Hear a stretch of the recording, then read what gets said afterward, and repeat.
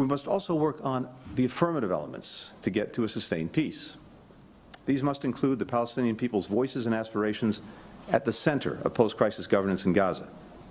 It must include Palestinian-led governance and Gaza unified with the West Bank under the Palestinian. Buenos días, 8 de la mañana, en una mañana en la que el mercado mira otra vez a lo que está sucediendo alrededor de la pelea entre Biden y Netanyahu como clave fundamental. Fíjense en las palabras de Blinken, apuntándole a Netanyahu que en ese escenario, en esa fotografía clave, el problema fundamental está en el día después. Vale, sí, jamás, más de 130 túneles que acabó supuestamente ayer Israel con túneles de Hamas, pero ¿y qué hay el día después? ¿Y qué hay el next step desde que se haya terminado con Hamas? Entendiendo que pueden terminar con Hamas, cosa que se pone en duda en este momento en el que gran parte de los cabecillas de Hamas no están en el terreno, están en Qatar, que precisamente está mediando para la liberación de 15 rehenes. En ese escenario aparece Blinken, como han visto, con la propuesta de la Casa Blanca que destensa todavía más Oriente Medio, porque le frena los pies a Netanyahu alrededor de quién va a estar en el terreno de Gaza en el día posterior a que se haya terminado esa batalla contra Hamas. Y Estados Unidos dice que la autoridad palestina, como han escuchado, es el elemento clave y fundamental en este entorno para conseguir liderar y pacificar el medio plazo de Oriente Medio. En ese entorno viene una fotografía clara de enfrentamiento alrededor de qué quiere Netanyahu, qué le obliga a Biden y qué obedece Netanyahu. Y en ese entorno de 1, 2, 3 se mueve la fotografía clara de una mañana que destensa por el petróleo, destensa por el 10 años americano y destensa porque la recesión está aquí inexorablemente. Fíjense en lo que hemos visto esta noche en China, alrededor del movimiento de deflación que ya se ve otra vez acercarse al entorno de la economía china. Vuelve a estar el consumo chino en un entorno deflacionario. Bloomberg decía esta mañana que esa deflación de los consumidores, lo ven aquí, regresa además de una manera frágil al conjunto de la economía china. La caída de los precios del consumidor es del 0,2%, pero en el gráfico se ve un movimiento en el que se había conseguido recuperar esa inflación a términos positivos, vuelve a términos negativos, por lo que China nos está reflejando deflación. Y dirán ustedes, bueno, miel sobre hojuelas, ¿se va la inflación en el mundo? No, viene la recesión. Viene la recesión. Viene la recesión, porque China afloja por su consumo interno, pero afloja también por un comportamiento claro de una economía mundial que cada vez está más débil y en la que China no le da el impulso que pudiera porque no puede. Sobre todo en un entorno donde el evento de crédito que vimos ayer a finales de octubre marca y mucho la fotografía alrededor de cómo se está comportando China. Ojo, porque este es el último dato que hemos visto alrededor de cómo se está comportando la economía en ese entorno. ¿Qué hace el mercado? El mercado está moviéndose a estas horas en el conjunto asiático hacia arriba. Fíjense en el petróleo, vuelve a recuperar los $80, 0,45% en positivo. Fíjense en el gráfico, el movimiento de caída en la última jornada, el movimiento de caída desde el 23 de octubre en un movimiento claro que nos está reflejando cómo el petróleo en este entorno ya no tiene fuerza. Analizaremos por qué.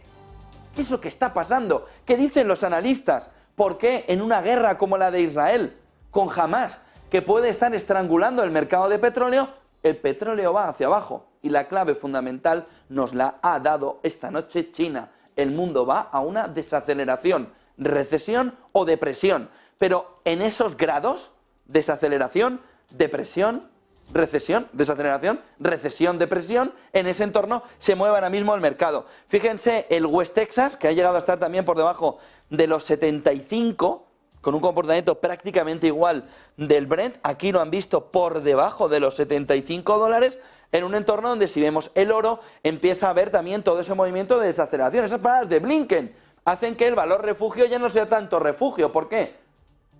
Porque no haya escalada. Y en ese entorno el movimiento del oro se va a los 1950, en un movimiento en el que se espera que lateralice a la espera de ver qué puede suceder, dicen los analistas. La realidad es que el oro va por libre. o para arriba o para abajo, por libre. Pero dicen los analistas, cuidado que aquí hay un punto de encuentro. 10 años americano, por debajo del 4,5. Por debajo del 4,5. Día 23 de octubre, aquí lo tienen, ¡pum! Movimiento primero de reducción, movimiento ya de caída fuerte en el entorno en el que la Fed tiene que estar diciendo que no tiene contemplado subir tipos de interés. Harker está diciendo que no se sabe, lo acaba de decir hace unos minutos, uno de los miembros de la Fed dice, no sabemos qué es lo que vamos a hacer, no sabemos si va a haber subida, pausa o bajada. Fíjense lo que dice, la próxima decisión de tipos puede ir en cualquier dirección dependiendo de los datos. ¿Por qué? Porque ¿saben cuál es el mecanismo más evidente y más científico y más preciso que tiene la Reserva Federal? Reunidos los miembros de la Fed. Hola Jerome, ¿qué tal? Bienvenido. ¿Qué vamos a hacer hoy con la subida de tipos? Esperen, que voy a sacar el mecanismo perfecto, científico y estadístico de la Fed. ¿Dedo gordo? ¿Saliva? Pausa. ¿Que no se lo creen? Escuchen a Powell ayer.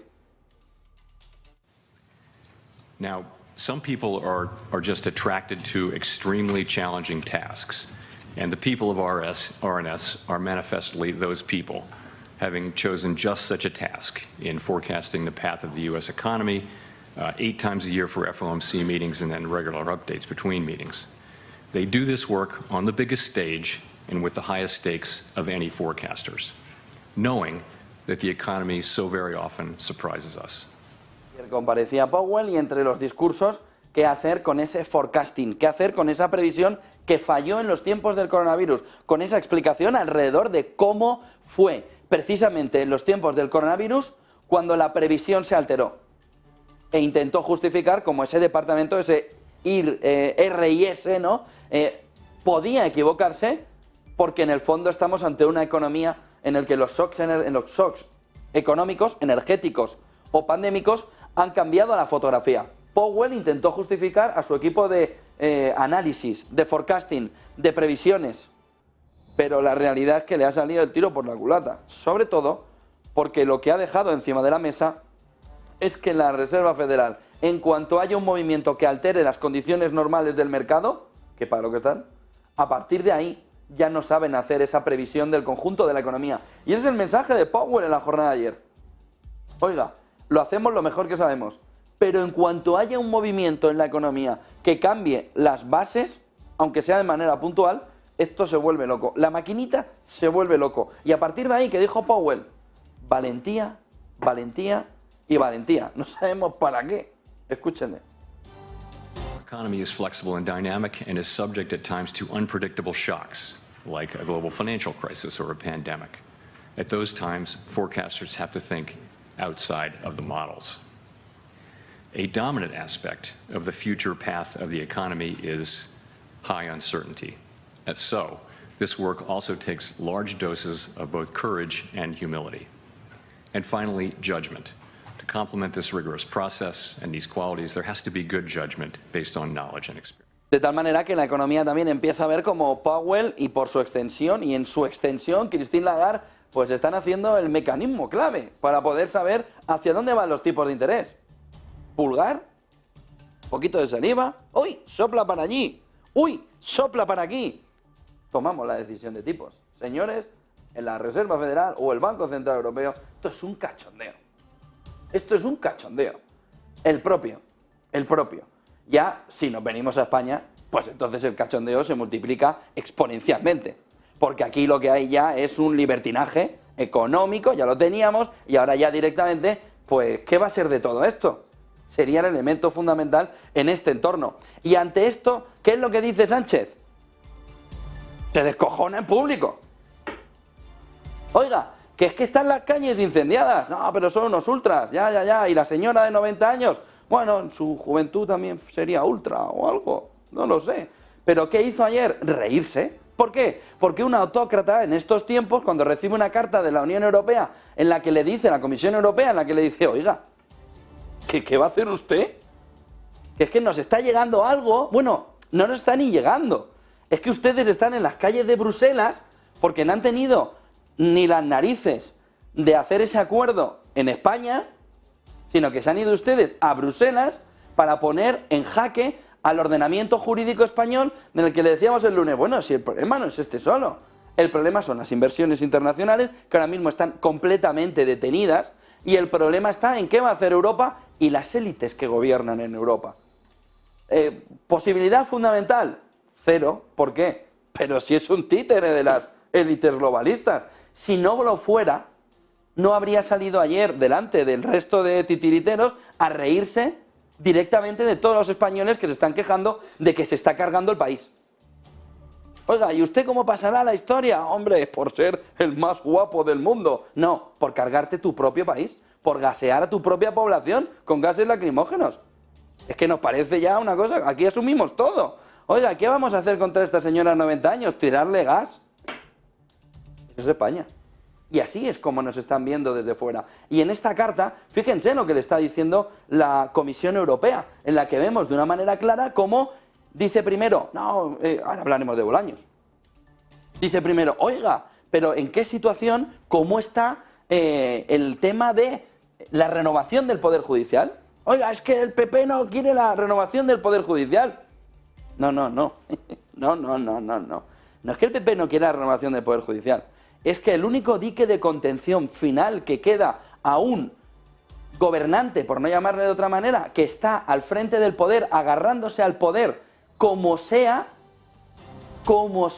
bajo cualquier concepto, es el Poder Judicial. Hola, Montesquieu. Patada a Montesquieu. Oiga, no es que no se quiera reformar el Poder Judicial, es que usted quiere tomar el Poder Judicial como ya ha hecho en el Tribunal Constitucional. No hablemos del hijo de Conde Pumpido. Entonces, ¿qué es lo que se ve desde fuera de España sobre España? Que el caos se ha instalado en un gobierno en funciones en el que ayer ya recibió una carta de la Comisión Europea por parte de Didier Reynders, en el que le dice a los que le manda la carta, pero están en Bruselas. Que él simplemente tenía que haber cruzado la calle, porque no están ni en la soberanía nacional. Están fuera. Están fuera. Pactando una ley de amnistía de cambio de régimen. ¿Por qué? ¿Salimos de una dictadura? ¿Salimos de un proceso dictatorial? ¿O qué es lo que ha sucedido? Ahora escucharemos a González. Pero todos los que están viendo ahora mismo la fotografía desde fuera de España, además de ese artículo desafortunado de Financial Times, en el que en parte puede tener razón, en la forma lo que representa es que no tienen ni idea de lo que sucede fuera del mundo anglosajón, porque esta mirada no permite ver fuera de lo que hay, y fuera de lo que hay es el mundo anglosajón, y entonces se piensan que son los amos del mundo. No tenéis ni idea de lo que está sucediendo en España, aunque estéis en Londres. No tenéis ni idea. Tenéis los corresponsales en España porque tenéis que pagarle a alguien el sueldo en España. Pero a partir de ahí no tenéis ni idea. Habéis confundido a Cataluña con Escocia. A partir de ahí, oiga, es que se lo dice muy claro. Salvo para un socialista, que cuando ve esto dice, qué bonito, nos han mandado una carta. No, te han mandado una reprimenda. Y te están empezando a alertar de que los famosos fondos europeos van a acabar como con los polacos y con los húngaros, salvo que en una reunión con Soros o con 4 globalistas más pactes que el único futuro del país está en venderse definitivamente a las élites globalistas para que terminen de inundar nuestro país de pines de la Agenda 2030. Oye, si lo consigues, eres un hacha. Aparte de bello al espejo, eres un hacha. Pero lo que está planteando Europa es clarísimo. La preocupación, seria preocupación, de lo que estamos viendo. No, es que no sabemos nada de la ley. Luz y taquígrafos, que sois una panda que está en funciones. ¿Qué dice Europa? Pero no tendremos la ley, pero nos la tendréis que decir, ¿no? Ahora se retrasa para la semana que viene la comunicación de qué dice la ley de amnistía, mientras hoy van a anunciar, supuestamente, que ya han llegado a un acuerdo sobre una ley que nadie conoce. ¡Viva la luz y los taquígrafos! ¡Viva la luz y los taquígrafos! En ese entorno, Europa le dice, oye, ya, usted no puede, bueno, usted tiene que dar una explicación de por qué adopta una amnistía.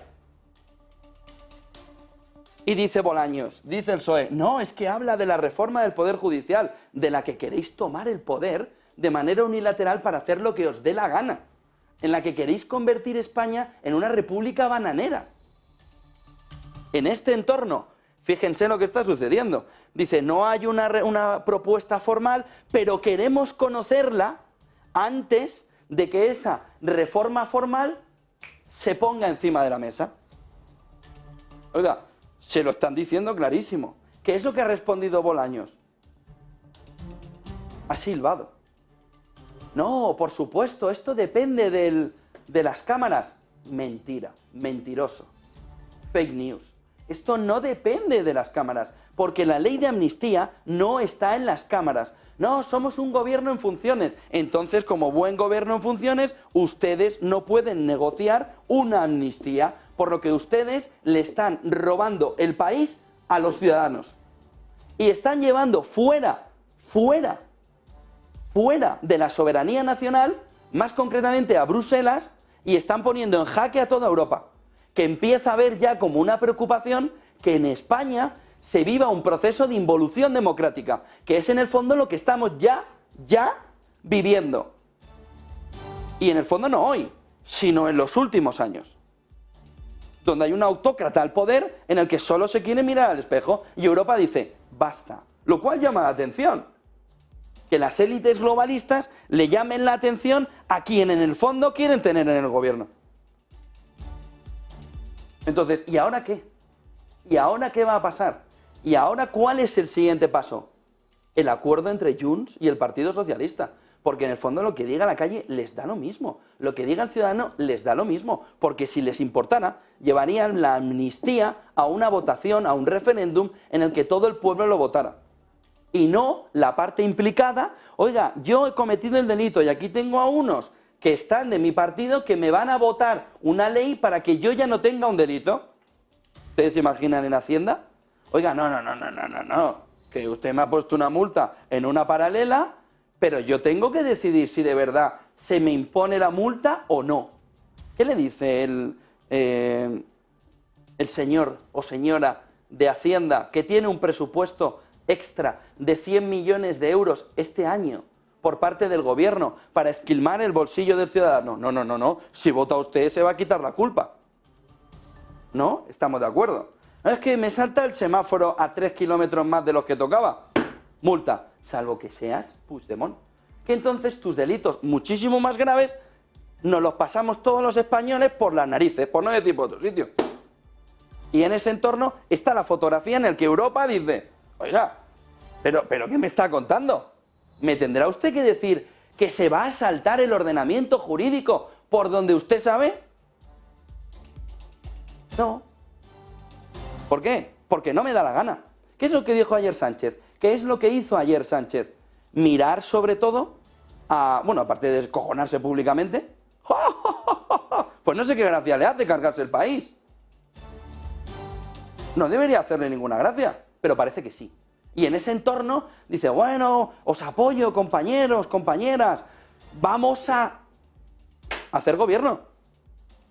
¿Se te ha ocurrido en algún momento pensar que hay una mitad de la población que igual te presta 7 escaños para que no tengas que pasar por el aro de los independentistas y evites lo que está sucediendo ahora mismo en el país? Porque igual, oye, estás tan cegado que no lo ves. Escuchen a Sánchez. En fin, que podrán decir, hacer, pero que no nos intimidan y que vamos a seguir adelante y que vamos a tener gobierno y que vamos a gobernar 4 años más. ¿Qué es lo que le hace tanta gracia? ¿Y a quién intimidan? No lo están intimidando. Se hacen lo que quieren. Solo están protestando. Protestando. ¿Qué dijo Felipe González en este entorno? Fíjate en la cara de gracia. ¿Qué le hace cuando toda Europa está mirando a España diciendo, pero qué carajos están haciendo?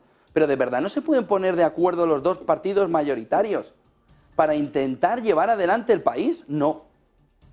Vaya políticos tenemos. Pues vaya políticos tenemos. Vaya carga, vaya mochila tenemos encima. Miren lo que decía Felipe González, que le ha faltado decirle como Erdogan a Netanyahu. Oiga, ¿puede usted volver a la cordura? Y la cordura es, señor Feijóo, vamos a hacer algo para intentar ser rehenes de todo esto. Y entre los dos, fíjense, pactemos una amnistía con ellos, con los catalanes, con los independentistas, intentemos reducir esta situación de tensión. es un punto final del modelo democrático en España. Si no se pueden llamar los dos líderes, ni en este momento, para intentar llegar a un acuerdo, Europa, no se extrañen que esté ahora mismo asustada. Asustada. Y Felipe González, que está viéndolo todo, desde una posición, no, es que este señor es no sé qué, dice Pablo Iglesias, es que este señor no sé cuánto, es que este señor que de verdad ha gobernado y que de verdad ha ganado elecciones convenciendo a la población con mayoría absoluta, este señor está viendo que lo que crearon en 1978 muchos socialistas y muchos comunistas se está perdiendo. Y Europa tiene un problema que se llama España. Escuchen a Felipe González. ¿Cómo se le ata las manos al Tribunal Supremo para que no cumpla su función? Hombre, esto no parece ni aceptable ni tolerable. La frase que lo impone es hacer de la necesidad virtud. De verdad, la necesidad son 7 votos. Para una investidura, ni siquiera para gobernar, ¿eh? No, de verdad, yo le digo a todos los ciudadanos, empezando por mis compañeros, que no merece la pena. Que no merece la pena. Y dice, bueno, ¿y qué se hace? Ir a ganar las elecciones si se repiten. Si se repiten. Pues más claro, agua. Y en ese entorno vienen mayores problemas. Miren lo que dice Voz Populi esta mañana alrededor de cómo hackers de la oposición venezolana habrían encontrado, hackers de la oposición venezolana, amenazarían con publicar datos sensibles sobre Sánchez después de un hackeo de determinados sistemas. FailSystem, a su vez vinculado al grupo hacker de opositores venezolanos Team HDP, asegura haber accedido a la base de datos del Partido Socialista, buscar datos sobre todo de militantes y amenazan ya con publicar todo eso. ¿Qué es lo que responde hoy o cuál es la fotografía clave que mira Europa hoy? ¿Hasta qué punto hoy se llega a un acuerdo ya definitivo? Ayer el diario.es y otros medios apuntaban que ya hay acuerdo entre Junts y Partido Socialista, pero que la ley de amnistía se conocería la semana que viene. En todo ese entorno vamos a vivir durante el día, viendo cómo en España se genera esa situación de inestabilidad en toda la región, es decir, en Europa, mirando cómo el proceso de Polonia y de Hungría, sobre todo de fondos europeos, se podría aplicar de manera inmediata en España, frenando de una manera agresiva el crecimiento o el poco crecimiento que ya tiene la economía española. Y eso unido a la reprimenda que le viene dando en los últimos meses Europa sobre dónde están los fondos europeos. El Poder Judicial, que se le quiere amordazar. Los fondos europeos que llegan desde Europa, que no quieren decir a quién se lo han dado. Miles de millones. Y una ley de amnistía que está fuera del orden constitucional según la mayoría de los juristas, según la mayoría de los jueces del Consejo General del Poder Judicial, según un entorno en el que la propia Europa ya le ha mandado una misiva a Europa. ¿Ustedes creen que hay alguna razón para preocuparse por parte de Europa de la decadencia, del declive, de la situación de involución que vive España, donde una de sus principales economías ahora mismo está en una situación de bloqueo absoluto, del que no se sabe cómo vamos a salir, y donde el principal líder que ahora mismo está intentando formar gobierno, cuando ve una manifestación, se ríe en la cara de todos los ciudadanos? ¿Ahora entienden el enfado, preocupación de Europa? ¿Dónde está von der Leyen en este entorno? ¿Von der Leyen ve bien la ley de amnistía? ¿Von der Leyen ve bien el proceso de involución democrática que se está viviendo en España? ¿Von der Leyen ve bien que España pueda ser un lugar de inestabilidad política en toda Europa? ¿Von der Leyen va a intervenir como con los polacos y como con los húngaros porque no concordaban en ese caso ideológicamente ni con ella ni con las élites globalistas? ¿Von der Leyen va a intervenir también aquí? ¿O hay una Europa que tiene dos cabezas? La que los globalistas les gusta y las que quieren un mundo diferente y a los globalistas no les gusta. Oiga, dijo Sánchez, von der Leyen hay con determinados grupos parlamentarios que no se quiere reunir. Bueno, von der Leyen debería empezar a pensar con quién se reúne en España, ¿eh? En el proceso de involución democrática en el que vivimos. ¿Quieren una ley de amnistía? Pásenla por las urnas y que lo vote la población. Pásenlo, no les gusta tanto votar, pásenlo por las urnas, pero en una ley en un entorno de referéndum y que la gente vote. Y a partir de ahí Europa dirá, lo han votado los españoles. No se ha utilizado para que un señor que se veía en su casa pasando los lunes al sol sea presidente del gobierno. Porque el PSOE no ha ganado las elecciones, ¿eh? Y eso lo ve toda Europa y todo el mundo. Es que el Partido Socialista no ha ganado las elecciones. Quiere vender el país para ser el presidente del gobierno. ¿Ven la preocupación que existe? ¿Ven lo que está sucediendo, sobre todo quienes están fuera de España, alrededor del proceso de involución que se está viviendo en España? La situación ahora mismo es límite. En una mañana en la que se anuncia que hay un principio de acuerdo, luego lo han negado fuentes socialistas, el diario.es próximo al Partido Socialista ha dicho que hoy se va a acordar ya la investidura en un acuerdo político entre Junts y Partido Socialista, que pone a Europa en el foco. Puede decidir ponerse alrededor de toda esa fotografía europea e integrar a España en Europa, o puede hacer una isla que sea en el fondo España dentro de Europa. Está hablando Nadia Calviño en este entorno, vamos a escucharla. So, here on the implementation of the Recovery and Resilience Facility and adopt the revised recovery programs, recovery plans of Austria, Denmark, Sweden, and Lithuania. It is very important that we approve those revised plans, including the Repower EU chapters, before year end, with a view to implementing and deploying fully the investments foreseen for the Recovery and Resilience Funds. We will also inform colleagues and update them on the different legislative files driven by the Spanish presidency in the area of financial regulation. In this regard, I'd like to highlight the important agreement that was reached a couple of days ago regarding the instant payments regulation.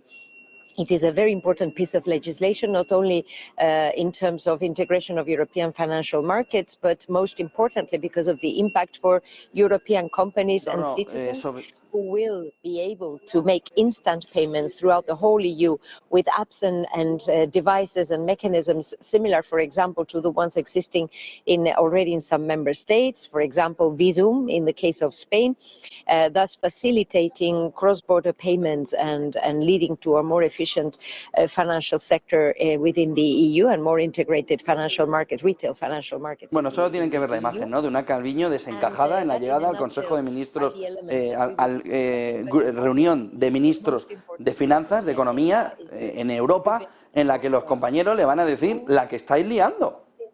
La que estáis liando. Miren la cara. Si es que no hace falta ni escucharlo.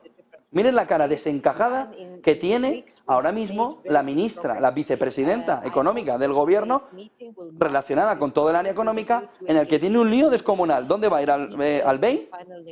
¿Al Banco Europeo de Inversiones? ¿A qué? ¿Hacer un proceso de involución democrática también allí, llevándolo desde aquí, desde España?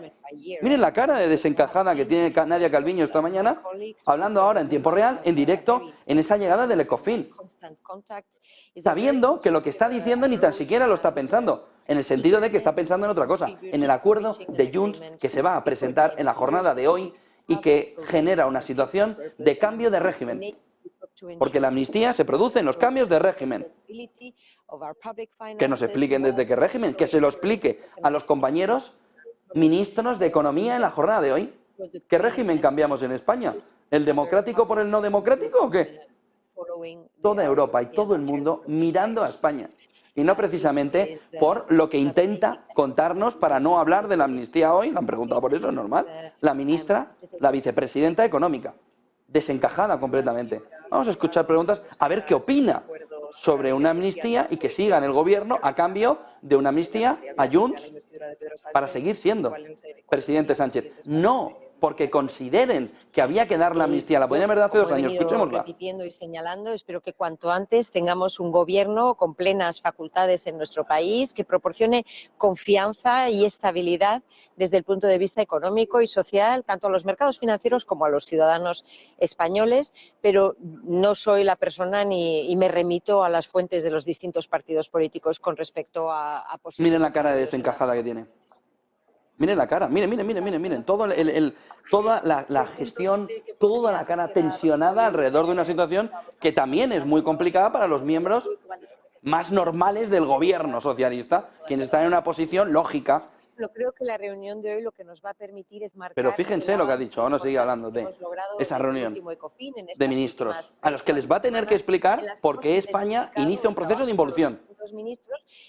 Pero fíjense en la cara, lo refleja todo Nadia Calviño, alrededor de la tensión extrema que se está viviendo con un acuerdo que hasta Felipe González les ha dicho que por 7 votos para una investidura sí tiene sentido. Y en ese entorno, esta figura de Nadia Calviño alrededor de lo que vamos a vivir durante esta mañana, que es la ejecución final del acuerdo entre Junts y Partido Socialista que se va a producir en apenas unas horas, según fuentes de los dos partidos. Sobre todo el de Junts. Pero, fíjense lo que ha dicho, la gente, la ciudadanía quiere un gobierno que le dé seguridad. ¿Y dónde está ese gobierno? Le da seguridad a Puigdemont, huido de la justicia. Vamos a entrar en la fotografía más de lo que está sucediendo en la guerra de Israel. Vamos a terminar con Nadia Calviño, que ya nos ha dicho bastante en la jornada de hoy. Mundo en guerra, en un momento en el que la fotografía clara la marcó ayer Blinken de una manera clara en el G7, cuando terminó. Aquí tiene que haber una autoridad palestina que ponga orden en el día después de la guerra entre Israel y Hamás. Ahora la clave fundamental está en si Biden solo sirve para apoyar a Netanyahu o Netanyahu hace caso a Biden.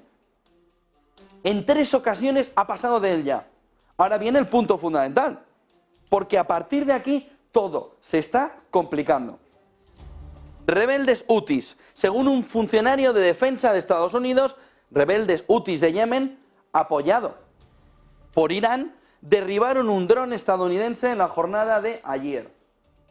Ya lo ha confirmado el gobierno estadounidense a través de un funcionario de defensa. Todos los medios internacionales, Reuters, Bloomberg, ponen la fotografía clave en que le han derribado un dron a Estados Unidos, que nos estamos acostumbrando a todo. En un entorno donde sí parece escalar el entorno de la guerra en Oriente Medio. Presidente egipcio ha rechazado la oferta del jefe de la CIA para gestionar temporalmente la seguridad en Gaza, es decir, Egipto no va a valer para ser esa autoridad competente en Gaza, y toda la fotografía apunta a lo que Blinken dijo: autoridad palestina, pero no Israel, pero no Egipto. Egipto ya se ha apartado de la fotografía, rechaza la oferta del jefe de la CIA de gestionar temporalmente la seguridad en Gaza. Cuidado con lo de los distintos frentes, Líbano, Yemen, por supuesto el territorio de Gaza, que se le van abriendo a Israel. Occidente, dijo ayer Sergei Lavrov, quiere destruir la economía mundial para dar una lección a Rusia. Miren lo que dijo en detalle Sergei Lavrov en este entorno en la conferencia de ayer. Vamos a ver en la siguiente diapositiva lo que dice Lavrov, en el que apunta de una manera muy clara, dice: entendemos perfectamente que las sanciones que se imponen no desaparecerán en un futuro previsible lejano. Esto es lo que pretenden sus creadores.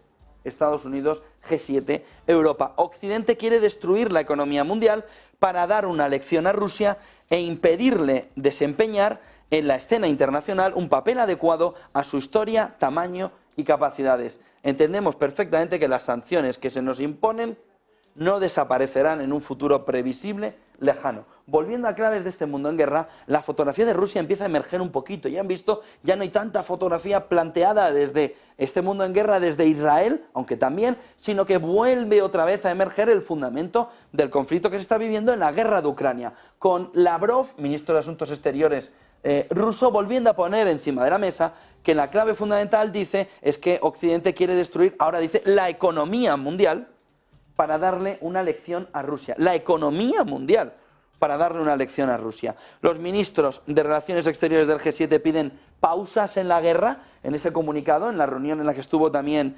Blinken, y Estados Unidos dice que el cruce de Rafah se volvió a cerrar por una circunstancia de seguridad en este entorno. A partir de aquí, ¿qué es lo que vemos?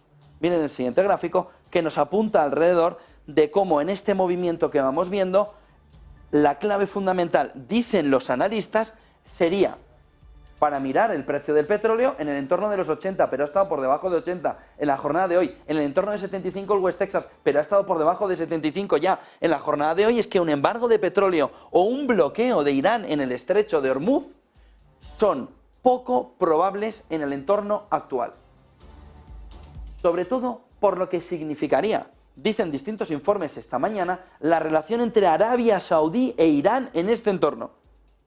La queja que podría plantear Arabia Saudí en este entorno contra Irán, en un entorno en el que económicamente le hace un daño enorme por bloquear el estrecho de Hormuz y generando una situación ya de conflicto multipaís en la región. Por lo que dicen estos analistas, ¿por qué el petróleo en un entorno de Yom Kippur, pero a menor escala todavía, no está viviendo un movimiento al alza en el precio? Dicen, la clave fundamental está en que un embargo de petróleo o un bloqueo de Irán, es decir, desde un lado o desde otro, ahora mismo es prácticamente poco probable que se pueda producir en el entorno actual. Nagel, del Bundesbank, del Banco Central alemán, rechazó la posibilidad ayer de que el Banco Central Europeo baje los tipos, y el Fondo Monetario Internacional ya advierte de que no se va a adelantar ese movimiento de tipos de interés, mirando a lo que sucedió en épocas pasadas en un entorno como el actual. Bank of America, dos impulsores, dice, de las subidas del mercado, inteligencia artificial, en un informe dice Bank of America, la clave vuelve a ser la inteligencia artificial,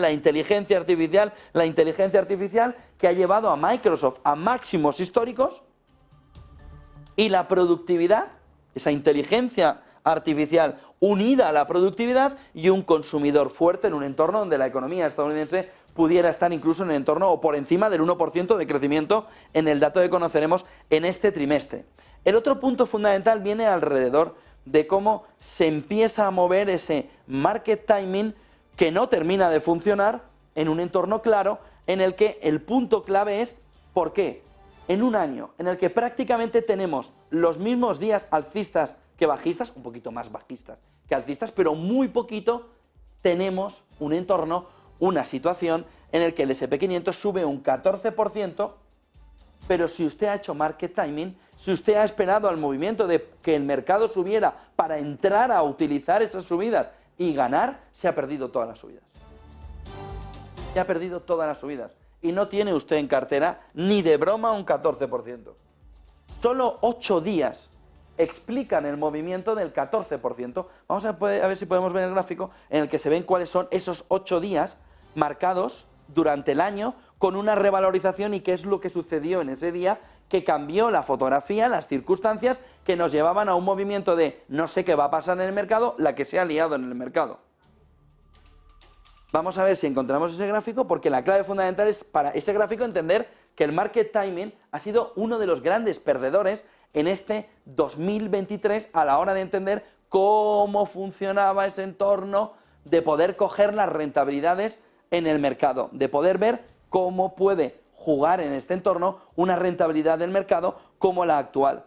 Fíjense, porque si vemos los días, voy a buscarlo yo aquí, en toda la fotografía de días de cómo se están comportando, vemos claramente que son 8 jornadas las que cambiaron todo el movimiento que hace en este entorno generar un movimiento alcista.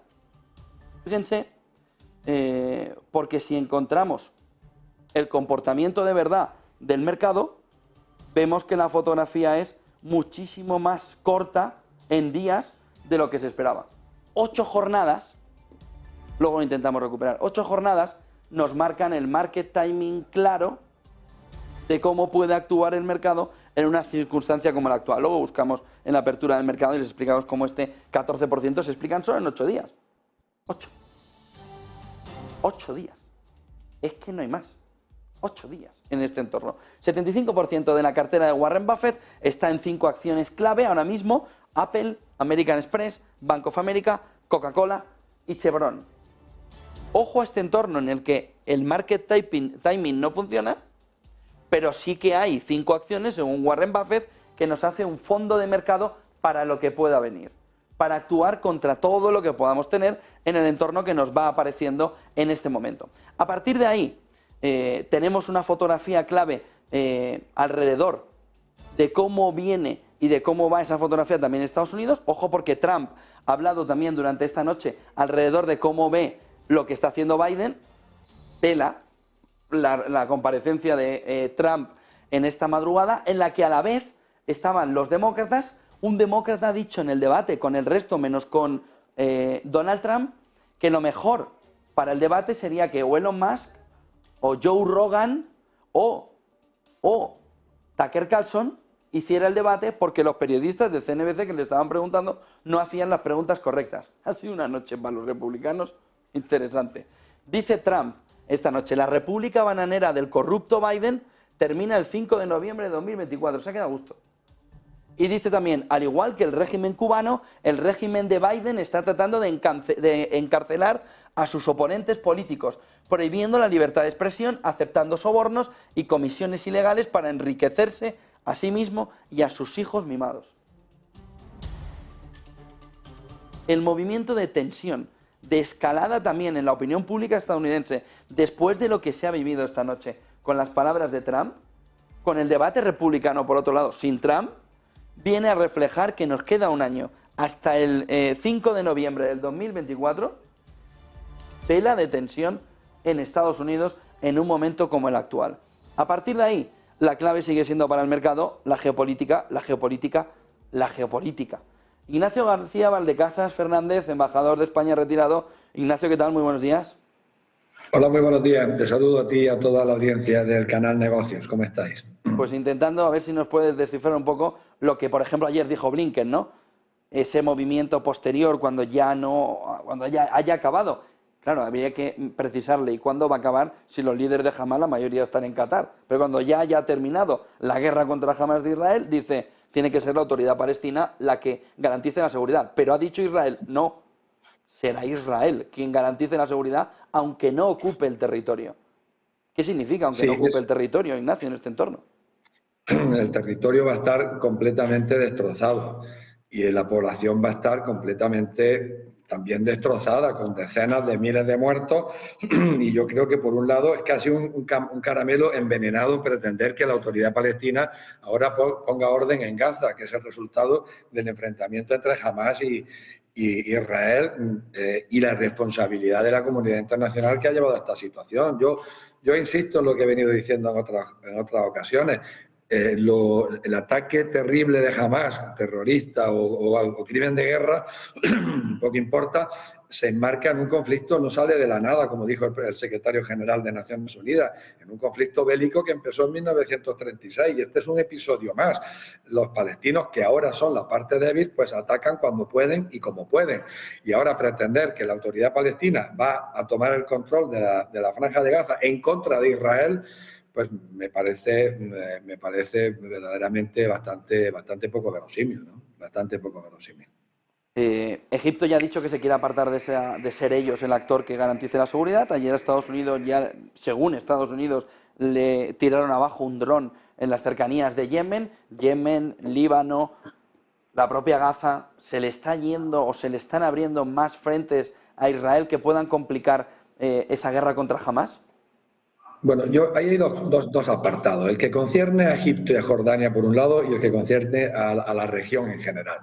Egipto y Jordania han aprendido del error que cometieron en 1948 cuando Egipto empezó a administrar Gaza y Jordania, Cisjordania, y no crearon un Estado palestino, que es lo que debían haber hecho con esas dos partes que quedaban de la partición de Naciones Unidas. Y no solo no crearon un Estado palestino, sino que se vieron inundados por cerca de 1 millón de refugiados palestinos que huían de las matanzas y las atrocidades israelíes que empezaron incluso antes de declarar la independencia, lo que se llama la Nakba. Y por eso hay esa población, esa densidad de población en Gaza, que son refugiados palestinos procedentes del resto de Palestina, de las expulsiones de 1948 y después en 1967. No van a aceptar refugiados porque eso sería una nueva limpieza étnica, ni Israel ni Jordania, y sería en el fondo hacerse cómplices, aunque es terrible ver la situación de los palestinos empujados por Israel por el norte, y además que ya no van a poder pasar a ningún otro país. Los que huyen hacia el sur, como es sabido, también sufren ataques, y han sufrido ataques en el camino y han sufrido ataques en la llegada. Eso por un lado. Pero por otro lado, en el ámbito regional, ahí sí debo yo, me equivoco bastante a menudo, pero en esta ocasión acerté en este programa cuando, bueno, más o menos acerté, o vengo acertando por el momento, que no sabemos lo que va a pasar a corto plazo, de que no iba a haber una escalada regional. Y no iba a haber una escalada regional porque esencialmente no le interesa ni a Irán ni a China. A China no le interesa en absoluto que se ponga en peligro su suministro de petróleo, que depende en gran medida del estrecho de Hormuz y de Irán, y a Irán tampoco en este momento le interesa romper ese suministro a China y romper ese suministro que le da vida económica. Además de que, si es verdad lo que dicen de que ya tiene la bomba atómica, lo que necesita, es lo que querrá la dirigencia iraní, será tiempo para fabricar más bombas atómicas y para, en ese caso, ya estar preparados para defenderse de unos futuros ataques.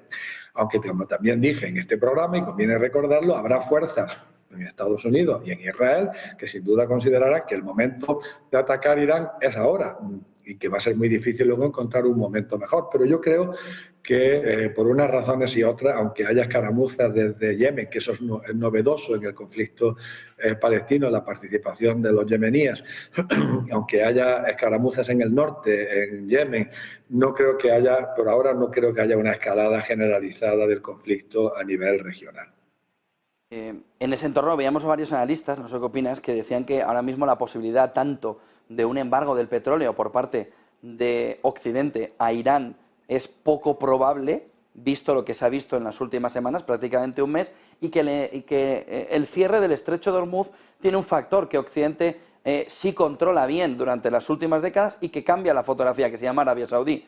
Cerrar el estrecho de Hormuz tiene un daño colateral muy grande en las cuentas de Arabia Saudí, en la venta de petróleo, y que, por tanto, dicen varios informes esta mañana, es poco probable que pueda haber una escalada de tensión por esos dos flancos que hacen que, por ejemplo, el petróleo siga en una tendencia bajista, aunque hoy recupere un poquito de terreno hasta los $85 el Brent. ¿Compartes con esos analistas que esa es la clave fundamental, que Occidente no embargue el petróleo y que el estrecho de Hormuz siga abierto? Bueno, el petróleo, quien lo ha embargado en ocasiones anteriores no ha sido Occidente, han sido los países árabes. Lo que ha sido Occidente ha sido prohibirle a Irán la venta del petróleo.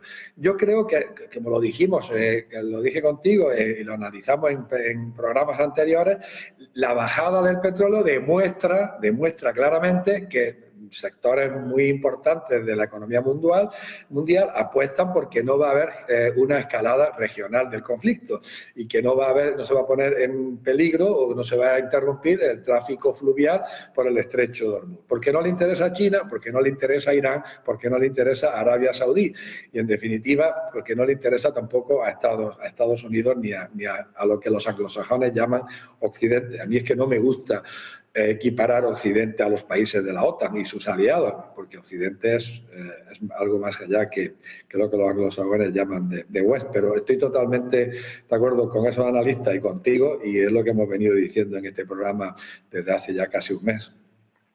Muchísimas gracias, Ignacio García Valdecasas, embajador de España, ya retirado. Gracias por ponernos toda esa fotografía. Buen día y buen negocio, Ignacio. Muchas gracias a vosotros y, como siempre, a vuestra disposición. Muchas gracias, Ignacio. 8:48 de la mañana y un punto europeo que también preocupa muchísimo, en Europa, que es el último movimiento de Meloni para convertir la ley de inmigración que tiene Italia en un modelo distinto, parecido al australiano, que llevaría, según apuntan ahora mismo ya distintos medios, sobre todo italianos, a una ley en la que Albania juega el papel fundamental. A cambio de una presencia futura en la Unión Europea, Italia adopta la vía Ruanda, adoptada, por ejemplo, por países como Australia, pero también Reino Unido, en la que los inmigrantes ilegales que llegan al país van a otro entorno. El Confidencial lo explica muy bien en este artículo que pueden leer en el periódico, en el diario, en el que dice que pacta con Albania para deportar a inmigrantes, lo que necesita una respuesta europea. Una vez que Scholz ha tomado un camino parecido, no el mismo, pero ha tomado un camino parecido, está ahora mismo en entredicho todo el movimiento o toda la legislación migratoria que estamos viendo en Europa, clave fundamental en su momento en perder a Reino Unido en el proceso del Brexit. Italia viene a cambiar esos acuerdos históricos para convertir otros en históricos. ¿Cuál es el movimiento? El de decirle que la factura con Albania del proceso de entrada y sobre todo de estos inmigrantes deportados la va a pagar Italia, pero en Albania. ¿Qué es lo que cree Italia? Que de esa manera va a reducir la presión migratoria sobre sus costas. Ojo al movimiento porque como les decía, Alemania ha tomado un camino diferente, pero en la línea también de intentar reducir la presión migratoria, sobre todo a efectos de tensión social, donde por ejemplo en Alemania el auge de la extrema derecha en Alemania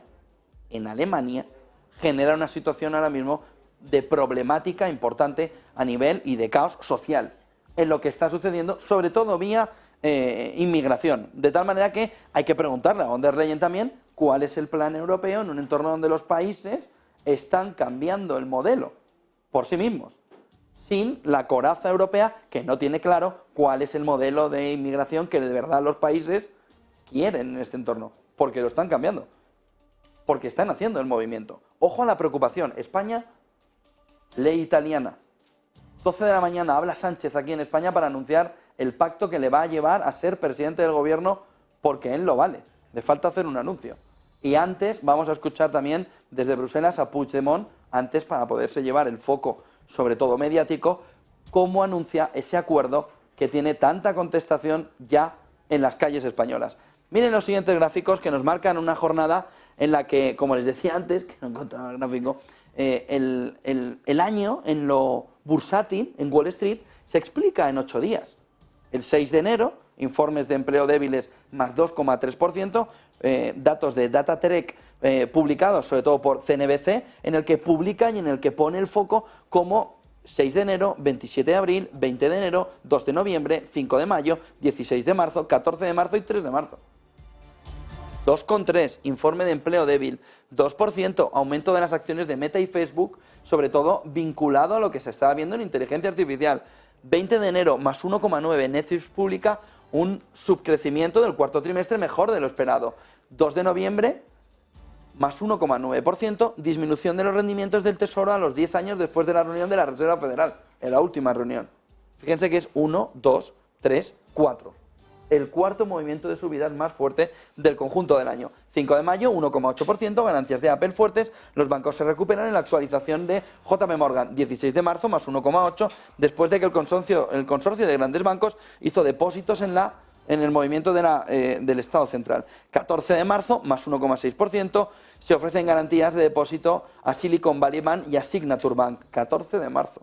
Más 1,6%. 3 de marzo, también más 1,6%. Los rendimientos del Tesoro a 10 años caen por debajo del 4%.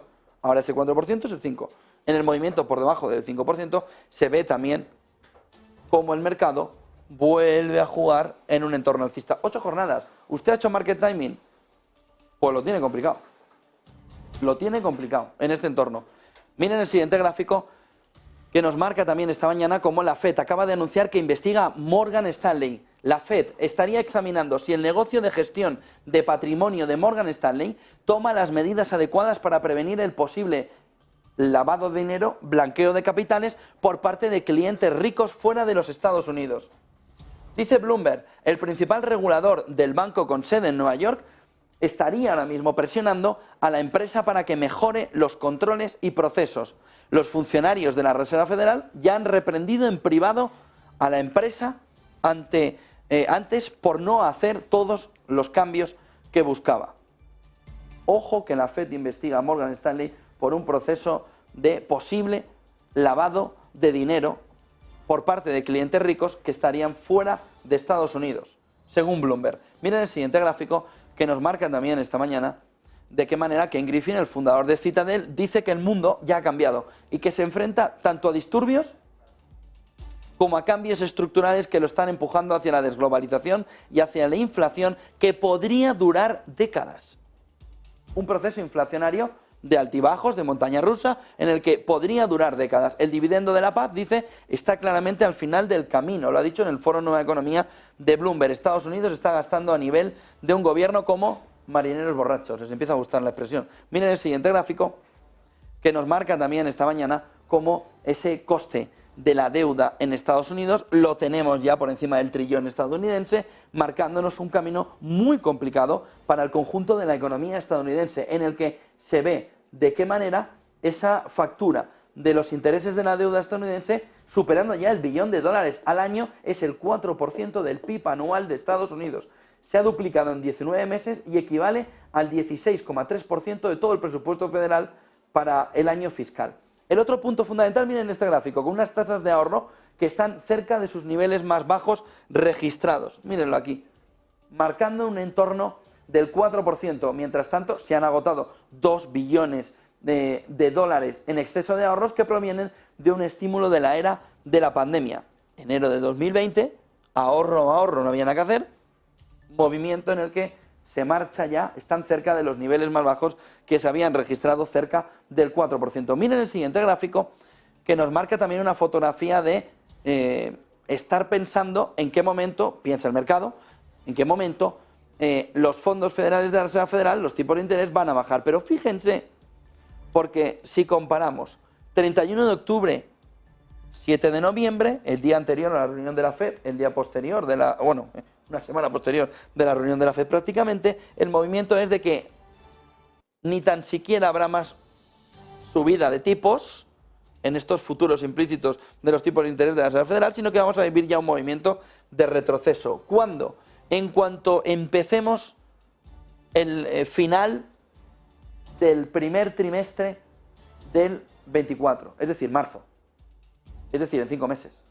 En ese entorno habrá un movimiento ya claro de que los tipos de interés tienen una tendencia, sobre todo en los futuros, implícita a una disminución. ¿Para llegar a dónde? A un entorno de perder el entorno del 0,75 puntos, 0,75%, 75 puntos básicos para diciembre del 2024 y continuar con fuerza en enero del 25, un proceso de disminución de tipos. Estamos en la fase final, piensa el mercado, a pesar de que Harker ha dicho esta mañana, cuidado, cuidado, cuidado. Miren el siguiente gráfico, que nos marca también esta mañana cómo la deuda sobre Producto Interior Bruto en Estados Unidos está ya a nivel del 100,37. Ojo, porque esta fotografía nos marca de una manera muy clara cómo durante los últimos 120 años el 98% de todos los países, dice Goldman Sachs, de todos los países donde la deuda soberana sobre Producto Interior Bruto alcanzó el 130, durante los últimos 120 años. Dice Goldman Sachs, 120 años. El 98% de todos los países donde la deuda soberana sobre el Producto Interior Bruto alcanzó el 130% acabaron en default. Goldman Sachs, hace unas horas, analizando este dato, la deuda de Estados Unidos sobre el Producto Interior Bruto, 137%. En los últimos 120 años, dice Goldman Sachs, el 98% de todos los países sobre la deuda soberana y PIB, deuda soberana sobre PIB, alcanzó el 130%, terminaron en default. Miren el siguiente gráfico que nos marca también esta mañana de qué manera la menor dependencia entre Estados Unidos y China, va a ir Xi Jinping a verse sobre todo con empresarios en San Francisco, pero también esa cumbre bilateral junto con Joe Biden, marca un camino que cada vez son menos dependientes en el comercio. El movimiento de desglobalización, sobre todo posterior a la salida del coronavirus, nos marca que la economía china y estadounidense, que ya venía en la época final de Trump marcando una menor dependencia, estaría ahora mismo apuntando que el proceso de desglobalización no solo es real, sino que es una de las claves fundamentales en el entorno actual. Miren el siguiente gráfico, que también nos marca cómo el Producto Interior Bruto de Japón está a punto de, Alemania está a punto de superar a Japón, pero no por lo bien de Alemania frente a Japón, sino por los dos jugando a ver quién lo hace peor. Parece que Japón le va ganando la partida, la línea amarilla, frente a Alemania, la línea blanca. Dice, vas a volver a ser tercera potencia económica del mundo, pero no por tu fortaleza, sino porque eres menos débil que otro, pero no por tu fortaleza. Tendencia a la baja, desplome a la baja. Desplome. Japón en amarillo, Alemania en blanco, Alemania cerca de ser tercera potencia económica del mundo, por ser menos su caída, por ser menos su deterioro económico que el que está teniendo Japón en este entorno. Miren el siguiente gráfico, que nos marca también esta mañana de qué manera las economías europeas, Fondo Monetario Internacional, dato de ayer, se enfrentan a un crecimiento moderado en los próximos años. Europa, más 1,3, más 1,5, más 2,1. Eurozona, Euroárea 0,7, 1,2, 1,8. Vayámonos a mercados emergentes, 2,4, 2,2, 2,5. Está prácticamente duplicando el crecimiento. No tanto, pero le está sacando una buena parte mercados emergentes sobre la previsión Fondo Monetario Internacional sobre el crecimiento de Europa. Miren el siguiente gráfico, que nos marca también esta mañana cómo una de las claves fundamentales está alrededor de cómo la economía del no sobrepeso empieza a aparecernos en la fotografía. Ayer aprueba Estados Unidos el medicamento inyectable para la pérdida de peso de Eli Lilly, Zepbound. 70% de los adultos en los Estados Unidos son obesos, dijo la FED en la aprobación. O tienen sobrepeso, dijo la FED en la aprobación. Este es el Zepbound, la imagen que transmitió la compañía que junto con Ozempic nos marcan el camino de una economía que quiere no solo desglobalizarse, sino adelgazar y de una manera acelerada. Lilly espera que el nuevo medicamento esté disponible antes de fin de año en Estados Unidos, llevará un precio de salida de $1.060 por una dosis mensual. Estados Unidos aprueba el medicamento inyectable para la pérdida de peso de Eli Lilly, Zepbound. El mundo busca no solo la descompresión y la desglobalización, sino el adelgazamiento. Titulares del día.